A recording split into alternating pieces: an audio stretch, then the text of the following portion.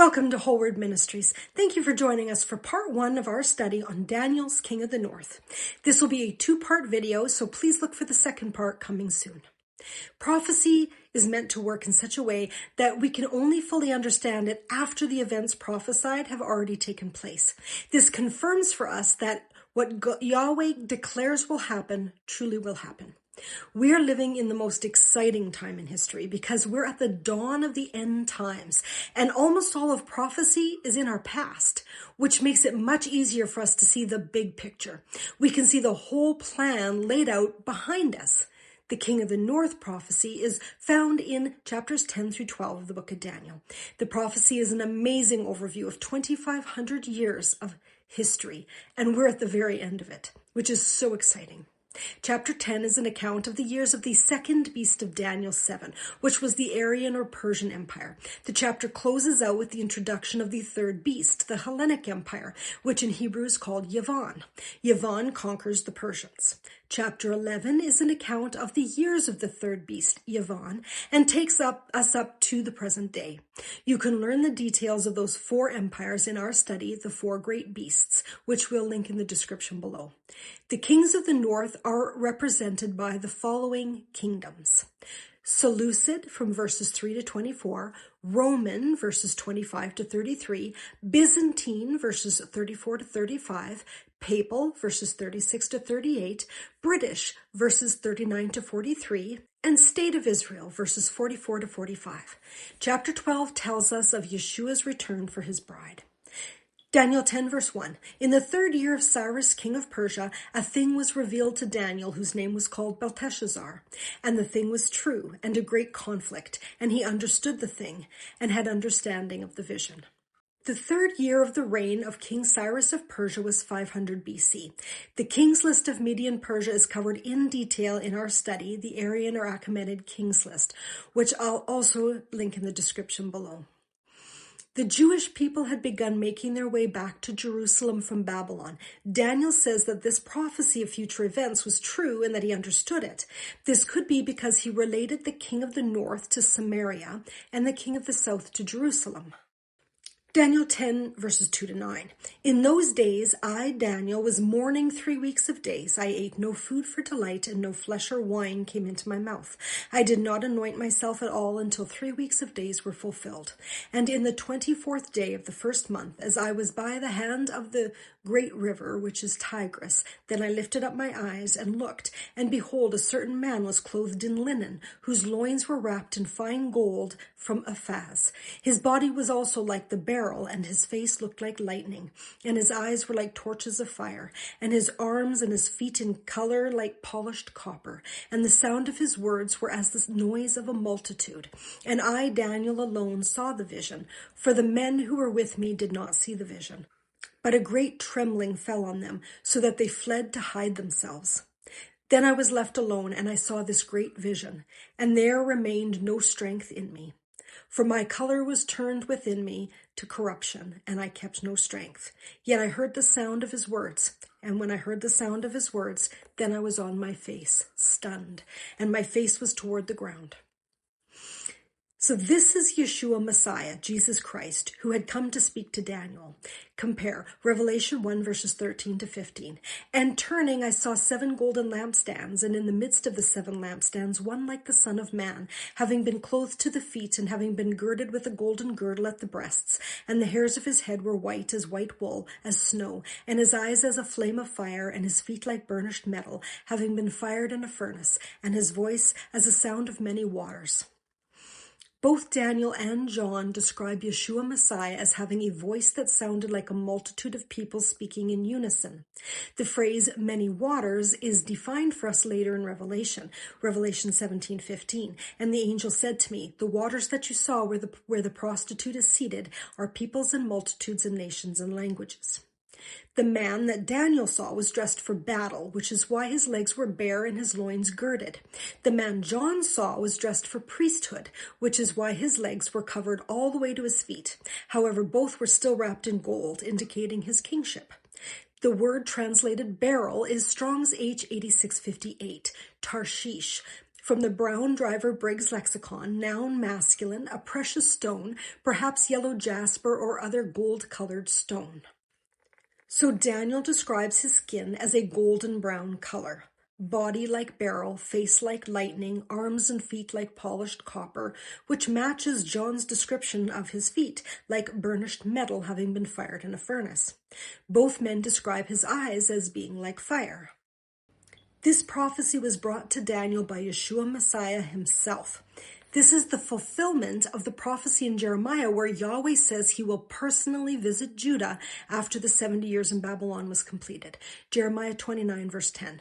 For so says Yahweh, when according to my mouth 70 years have been fulfilled for Babylon, I will visit you and confirm my good word to you to bring you back to this place.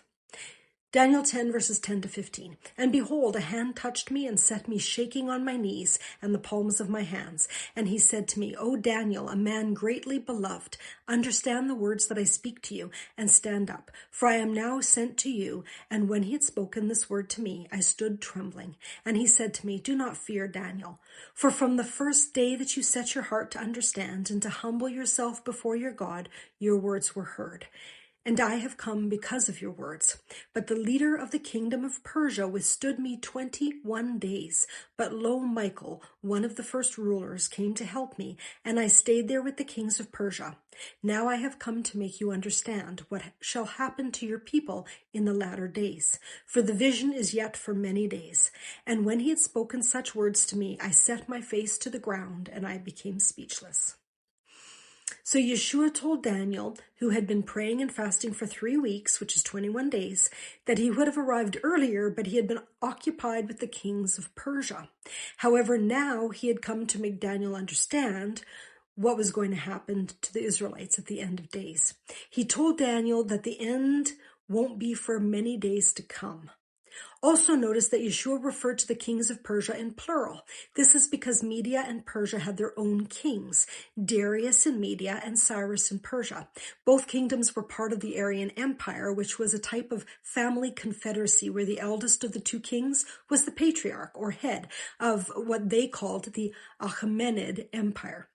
And again, you can learn all about the kings of Media and Persia in our study, the Aryan Kings List. Daniel 10 verses 16 to 21.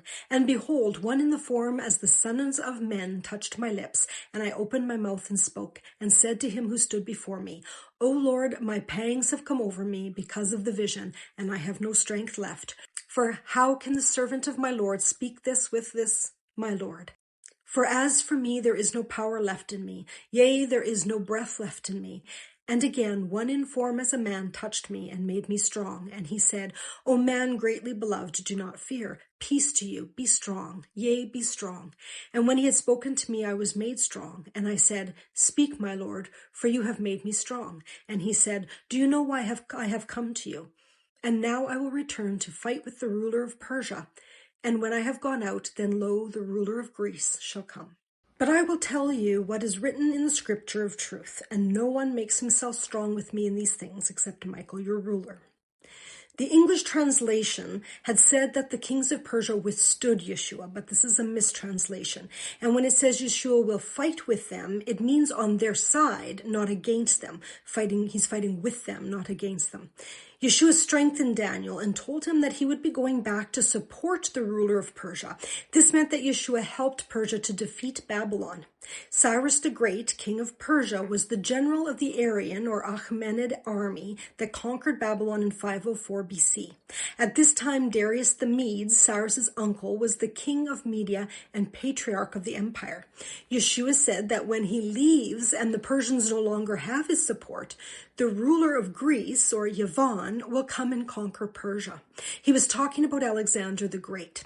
The Hebrew word translated Greece is Strong's H3120, Yavon. Genesis 10 verse 2. The sons of Japheth, Gomer, Magog, Madai, Yavon, Tubal, Meshach, and Tiras. We learned in our study Traced, which I'll leave the link for in the description below, that Japheth settled in the region of modern Turkey and that some of his descendants migrated to Europe, eventually forming the Hellenic, Roman, Scandinavian, Celtic, and Germanic cultures. Therefore, Yavon is not necessarily limited to the Greeks, but could apply to the whole region of Europe. Yeshua tells Daniel that it is Michael who is helping him with the Persians, and in chapter 12, we learn that it is Michael who will help Daniel's people in the end times. Daniel 11 verses 1 to 2. And as for me, in the first year of Darius the Mede, I stood up to confirm and strengthen him. And now I will show you the truth. Behold, 3 more kings shall arise in Persia, and a 4th shall be far richer than all of them. And when he had become strong through his riches, he shall stir up all against the king of Greece. Yeshua said that he had been supporting Darius the Mede as well. This makes sense since Media had conquered Assyria less than a century earlier. Then he begins the account of the events that would unfold for Jerusalem and the Israelites until his second coming. There will be 4 more kings of Persia after Cyrus the Great, who was king at the time Yeshua was talking to Daniel, and the 4th would be defeated by Alexander the Great. The kings of Persia were bent on conquering many lands and expanded their empire into the largest seen up to this point in history. They fought many battles with the Greeks, which came back to bite them in 332 BC. When Cyrus the Great died, his son Cambyses II became king. However, he was soon injured and died of gangrene. Darius I of Media, Darius the Mede's son, then took the throne of both Media and Persia, reuniting the 2 empires. His son Darius II succeeded him, and then Darius III was the 4th and final king of Persia, and the one defeated by Macedonia, or Alexander the Great. Daniel 11 verses 3 to 4. Then a mighty king shall arise, who shall rule with great dominion and do as he wills. And as soon as he has risen, his kingdom shall be broken and divided toward the 4 winds of heaven, but not to his posterity, nor according to the authority with which he had ruled. For his kingdom shall be plucked up and go to others besides these. These 2 verses are describing Alexander the Great, who took over the vast empire that the Persians had built up under the Achaemenid kings. He died at the age of 32 of what was likely food poisoning in Nebuchadnezzar II's palace in Babylon. The empire was then divided up among his generals, referred to by historians as the Diadochi. The Ptolemaic kingdom and the Seleucid Empire were 2 of the kingdoms that resulted from this division. These were the first king of the north and king of the south matchup. The reference to Alexander's kingdom being divided to the 4 winds of heaven means that there will be 4 major empires that come out of Yavon. Those are the Greek, Roman, French, and British empires, and we cover them in detail in the other prophecies of Daniel. Daniel 11 verse 5. Then the king of the south shall be strong, but one of his princes shall be stronger than he, and shall rule, and his authority shall be a great authority. Ptolemy I Soter was one of Alexander's generals, and the namesake of the Ptolemaic kingdom of Egypt, the king of the south. He made a pilgrimage to Jerusalem under the guise of making a sacrifice to God at the temple in 320 BC, and took over the city easily as the Jews did not anticipate an attack on Shabbat. He then proceeded to take all of Judea from the Seleucid Empire. Seleucid I Nicator, king of the north, did not attempt to regain the region. However, their sons Ptolemy II Philadelphus and Antiochus I Soter would fight the First Syrian War from 274 to 271 BC, the result of which would see Ptolemy controlling an increased amount of Seleucid territory. Daniel 11 verse 6. After some years they shall make an alliance, and the daughter of the kings of the south shall come to the king of the north to make an agreement. But she shall not retain the strength of her arm, and he in his arm shall not endure. But she shall be given up, and her attendants, he who fathered her, and he who supported her in those times.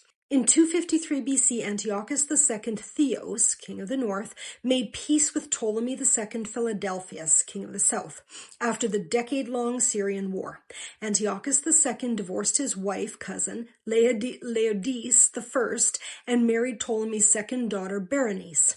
The agreement was that their children would inherit the Seleucid throne. Laodice I remained a powerful and influential figure, and from Ephesus she worked to become queen again. By 246 BC, she had succeeded in luring Antiochus II back to her side, where she poisoned him. Meanwhile, Berenice and her infant son were murdered by Laodice I's supporters. Laodice I then proclaimed Seleucid II Callinicus, her eldest son, with Antiochus II the king. Daniel 11 verses 7 to 9. And from a branch from her roots one shall arise in his place. He shall come against the army and enter the fortress of the king of the north, and he shall deal with them and shall prevail. He shall also carry off to Egypt their gods with their metal images and their precious vessels of silver and gold. And for some years he shall refrain from attacking the king of the north. Then the latter shall come into the realm of the king of the south, but shall return to his own land. Ptolemy III Euergetes invaded Syria, the Third Syrian War, in a misguided attempt to rescue his sister Berenice. When he discovered she and her son were murdered, he tried to kill Laodice. He very nearly succeeded, but was forced to abandon the campaign because of a revolt back home in Egypt over heavy taxation. He did manage to return statues and other valuables with him to Egypt that had been stolen by the Persians. In 241 BC, the Seleucids and Ptolemies signed a peace treaty, awarding new territories on Syria's northern coast to Ptolemy. Daniel 11 verse 10. His sons shall wage war and assemble a multitude of great forces, which shall keep coming and overflow and pass through, and again shall carry the war as far as his fortress. Seleucus II Callinicus's brother, Antiochus Hyrax, challenged his rule in Asia Minor and named himself king of Syria, which is Asia Minor, in 245 BC. In 238 BC, Attalus I the Soter assumed the title of king of Pergamon after taking it from Antiochus. Meanwhile, Seleucus and Antiochus were in a 2-year stalemate until the Battle of Ankara around 237 BC. At Ankara, Antiochus was supported by forces from Mithridates of Pontu and the Galatians, and Seleucus barely escaped the clash with his life. Seleucus II's aunt, who was divorced from King Demetrius II of Macedon, started a rebellion in Antioch while he was away trying to retake Asia Minor. She wanted Seleucus to marry her, which he refused to do, and he was forced to lay siege to the city in order to retake it. In the following years, Seleucus focused on rebuilding and expanding Antioch, and there was peace between the brothers. By 227 BC, he once again considered a plan to retake Asia Minor from Attalus, but died in 225 BC after falling from his horse. Antiochus Hyrax died in 226 BC after falling victim to thieves. Daniel 11 verses 11 to 13.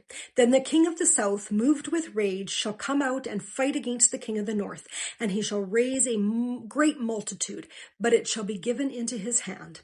And when the multitude is taken away, his heart shall be exalted, and he shall cast down tens of thousands, but he shall not prevail. For the king of the north shall again raise a multitude, greater than the first, and after some years he shall come on with a great army and abundant supplies. During the Fourth Syrian War, Ptolemy IV Philopator, king of the south, fought against Antiochus III the Great, king of the north, at the Battle of Gaza in 217 BC. This is known to be one of the largest battles, not only between the Hellenistic kingdoms, but in the entire ancient world up to that time, with over 150,000 soldiers participating. It was 2 Egyptian aristocrats, Sosibius and Agathocles, who were actually calling the shots for him, so he didn't have any real power. Within 3 months, Ptolemy had forced a peace treaty with Antiochus and went home to Egypt with an enormous amount of gold. Daniel 11 verses 14 to 16. In those times many shall rise against the king of the south, and the violent among your own people shall lift themselves up in order to fulfill the vision, but they shall fail. Then the king of the north shall come and throw up siege works and take a well-fortified city, and the forces of the south shall not stand, or even his best troops, for there shall be no strength to stand. But he who comes against him shall do as he wills, and none shall stand before him. And he shall stand in the glorious land with destruction in his hand. Antiochus III, king of the north, started the Fifth Syrian War, returning to conquer Ptolemaic Egypt at the outset of the 2nd century BC, after the child Ptolemy V Epiphanes succeeded his father to the throne. An Egyptian revolt from 206 to 185 BC had weakened the young Ptolemy V Epiphanes and resulted in a split of the kingdom between warring factions. At the Battle of Panium on the Golan Heights, the Seleucids thoroughly destroyed the Ptolemaic army with their war elephants, phalangites, and cataphracts. From this point onward, Judea was under the control of the Seleucid Empire. In Antiquities of the Jews, Book 12, Chapter 3, Sections 3, Josephus describes the involvement of the sons of the violent ones of Daniel's people. Now it happened that in the reign of Antiochus the Great, who ruled over all Asia, that the Jews as well as the inhabitants of Cilicia suffered greatly, and their land was sorely harassed. For while he was at war with Ptolemy Eupator, and with his son, who was called Epiphanes, it fell out that these nations were equally sufferers. But when he was beaten, and when he beat the others, so that they were very like to a ship in a storm, which is tossed by the waves on both sides, and just thus were they in their situation in the middle of between Antiochus' prosperity and its change to adversity. But at length, when Antiochus had beaten Ptolemy, he seized upon Judea. And when Philopator was dead, his son sent out a great army under Scopas, the general of his forces, against the inhabitants of Cilicia, who took many of their cities, and in particular our nation, which when he fell upon them went over to him. Yet was it not long afterward when Antiochus overcame Scopas in a battle fought at the fountains of Jordan, and destroyed a great part of his army.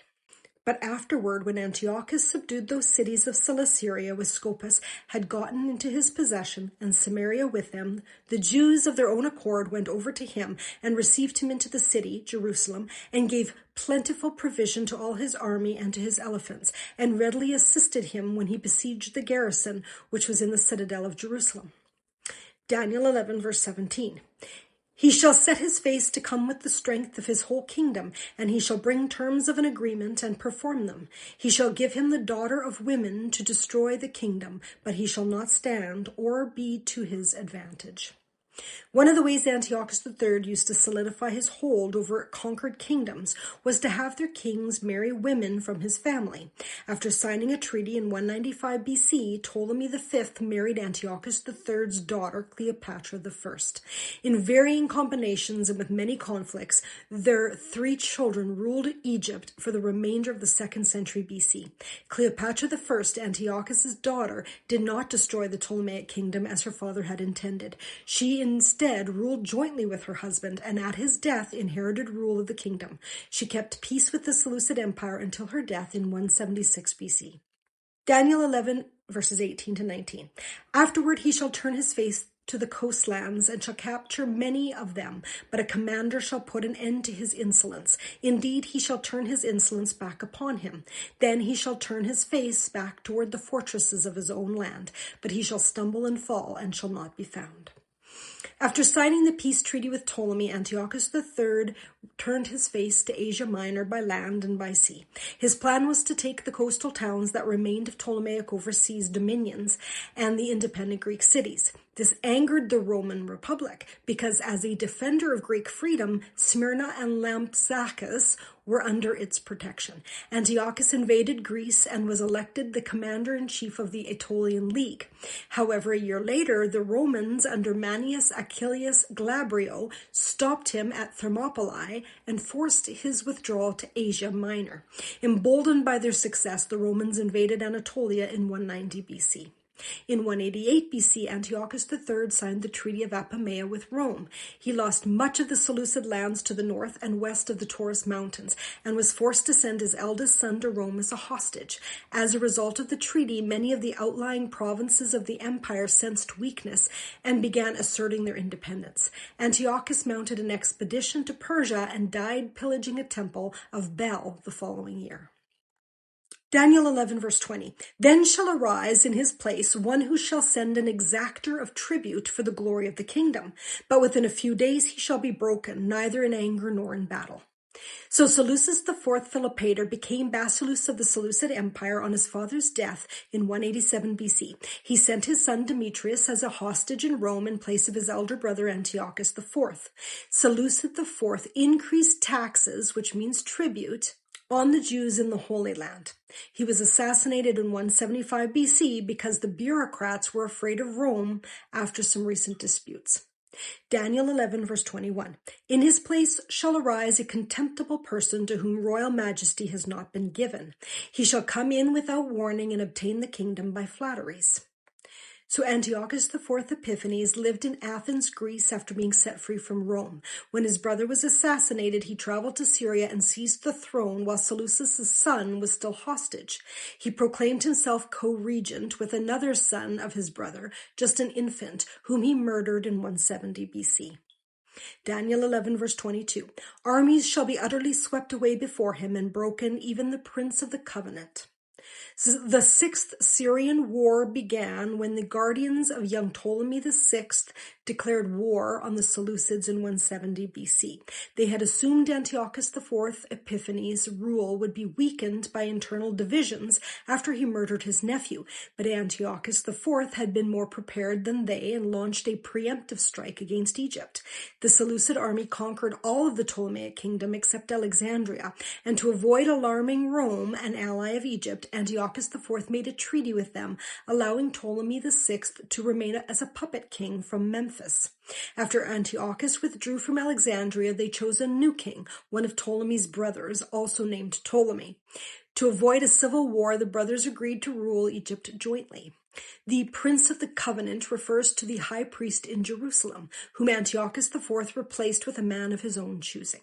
Daniel 11 verse 23. And from the time that an alliance is made with him, he shall act deceitfully. Regardless of the peace treaty he had with the Ptolemy brothers, Antiochus decided to attack Egypt again in 168 BC.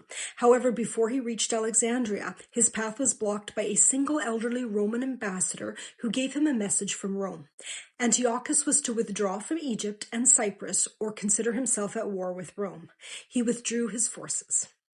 Daniel 11 verses 23 to 24. And he shall become strong with a small people. Without warning, he shall come into the richest parts of the province, and he shall do what neither his fathers nor his fathers' fathers have done, scattering among them plunder, spoil, and goods. He shall devise plans against strongholds, but only for a time. Meanwhile, back in Jerusalem, a rumor had spread that Antiochus IV had been killed. So the high priest Jason, who had been removed by Antiochus and replaced by Menelaus, took 1,000 men and attacked Jerusalem, chasing Menelaus out of the city.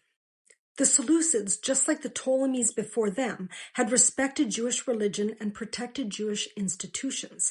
Antiochus IV Epiphanes changed all that with his extremist views on forcing his polytheistic Roman religion on Judea.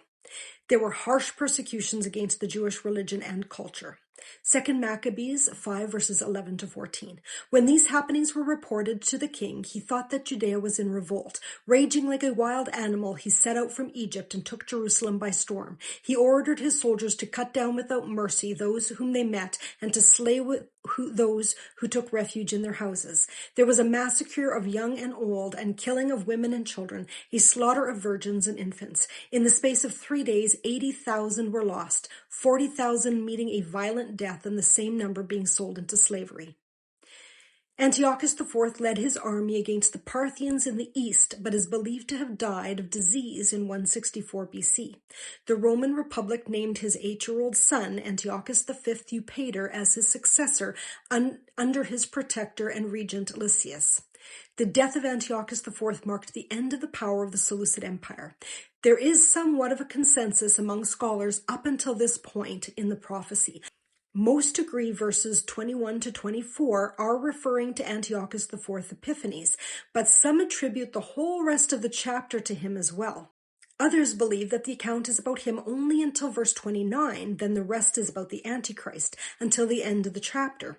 However, there are no events in Antiochus' life after the events described in verse 24 that would match the remaining verses. In fact, there are no matching events in the Seleucid Empire at all after those of 168 BC.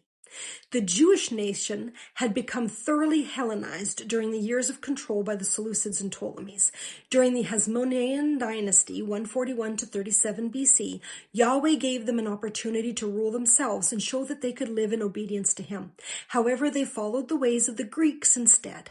Even the priesthood had failed to do as Yahweh instructed. We know this because Yeshua tells us in the Gospels about their failing to obey.